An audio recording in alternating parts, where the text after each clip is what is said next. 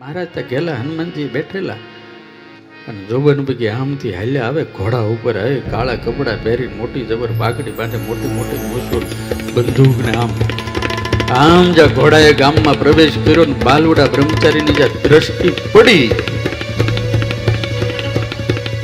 જોબન બગીનો ઘોડો ઉભો રહી ગયો. આજ દિવસ સુધી ક્યારેય હૈયામાં ડર નહોતો લાગ્યો, પણ બાલુડા બ્રહ્મચારીને જોતાની સાથે અંતરની અંદર એને બીક લાગવા માંડી. હેઠે ઉતરી વંદન કર્યા અને વંદન કરી અને ભગવાનને કીધું, પ્રભુ કઈ લાવું? વળી ત્યાંથી આવ્યા વરતાલે, પ્રભુ બેઠા તળાવની પાળે, પગી જો બને તે જોગી જાણી, સદવંદી કહીએ. મહારાજને જળ આપ્યું. મહારાજે જે વેદક દ્રષ્ટિ કરી, જો બંધ ધ્રુજવા લાગ્યા, પ્રભુ મારે ત્યાં પધારો ને. ભગવાન કે હાલો. આખું ઘર જોયું, ફળિયામાં 4 પથ્થર મૂકી મહારાજે જલ્દી બાટી બનાવી અને જેમાં જોબન પૈકી કે પ્રભુ રોકાવ ને, તો કે તારા ઘરે નહીં રોકાવ, તારા ભાઈના ઘરે રોકાય.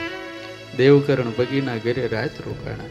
ભગવાનને 2 ભાઈ બહુ કીધું, પ્રભુ કાયમ રોકાઈ જાઓ, સરસ મજાની ઝૂંપડી બનાવી દઉં, સરસ મજાનો મસ્ત આશ્રમ બનાવી દઉં અને પ્રભુ એની સેવા કરશું તમારી. મહારાજ કે અત્યારે નહીં, પણ જાઓ, અમે વરદાન આપીએ છીએ, સૂર્ય ને ચંદ્ર રહે ને ત્યાં સુધી અમે આ ધરતી ઉપર જ બિરાજમાન થાઓ. આજ વડતાલની અંદર હરિકૃષ્ણ મહારાજ રૂપે કાયમ ભગવાન બેઠા. 6 મંદિર બનાવ્યા, પણ પોતાની મૂર્તિ પોતાના હાથે તો મહારાજે વડતાલમાં જ પધરાવી. અને એટલા માટે તમે જુઓ ને, આજે વડતાલનો ડંકો આખી દુનિયામાં વાગ્યા. મંદિરો 6 છે, જાજુ ગઢડામાં રહ્યા. ભગવાન રહ્યા ક્યાં વધારે? સૌથી મોટો મહિમા ગઢડાનો. પણ મારા બાબુ ડંકો તો વડતાલનો જ વાગે, કારણ કે હરિકૃષ્ણ મહારાજ રૂપે. અને જેને બધાને આ જોઈએ ને પૈસા, લક્ષ્મીજી ત્યાં પધરાવ્યા, આચાર્યની સ્થાપના ત્યાં કરી, શિક્ષાપત્રી ત્યાં લખી, બધું જ ત્યાં કર્યું. છાપું લેવાની તોય કે વડતાલમાં, દીક્ષા લેવાની તોય કે વડતાલમાં. સ્વામિનારાયણ ભગવાનને વડતાલ બહુ વાલું હતું. અને એટલે તો આજે હજારો લોકો હાલતા પૂનમે વડતાલ જાય,